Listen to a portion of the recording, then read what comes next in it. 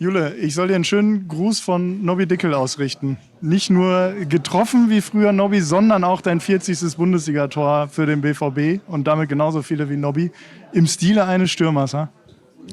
Das stimmt. Aber ja, fühle ich mich geehrt, weiß gar nicht, was ich zu sagen soll. Ich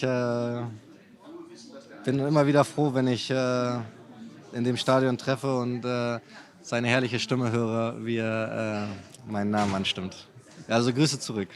Aber bei der Vorlage von Niki ging auch gar nicht anders, als den dann zu Musst du machen. Also ein Kollege gerade hat gesagt, Flankengott Niklas Süle, er hat ein feines Füßchen, sagen wir es mal so.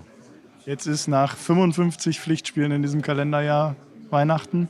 Wie verbringst du Weihnachten und mit welchem Gefühl geht es jetzt in die Winterpause nach diesem 2:0? Ja, ruhig. Ich werde mich mal vom Radar ein bisschen, oder dem Radar mal ein bisschen entfliehen. Klar, Familie ist logisch. Bei mir gibt es jetzt keine großen Geschichten. Grundsätzlich standen wir schon oft, glaube ich, vor einer Weihnachts- oder Winterpause hier zusammen. Auch in den vergangenen Jahren viel auch nach Unentschieden oder Niederlagen, die ein bisschen wehtaten. Deswegen ist es umso schöner, jetzt einfach mal mit dem Sieg das Jahr zu beenden. Ich glaube, es war ein extrem langes Jahr, mit einem langen Sommer, mit vielen Spielen.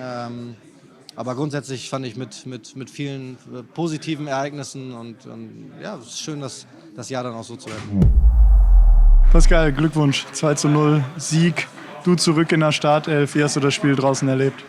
Ja, ich glaube, dass wir ganz ordentlich angefangen haben, dann ein bisschen den Faden verloren haben. Es ist halt immer so, wenn es 1:0 steht, hat der Gegner noch Hoffnung, probiert mitzuspielen und das haben die auch gemacht. Wir haben uns schwer getan teilweise, aber im Endeffekt haben wir 3 Punkte geholt jetzt vorm Urlaub und es ist extrem wichtig, mit einem guten Gefühl zu gehen. Du hast jetzt lange nicht so viel gespielt, warst aber sofort wieder im Spiel eingebunden, viele Bälle gekriegt, auch schöne Bälle nach vorne gespielt. Für dich kein Problem, sich da wieder zu akklimatisieren, sag ich mal?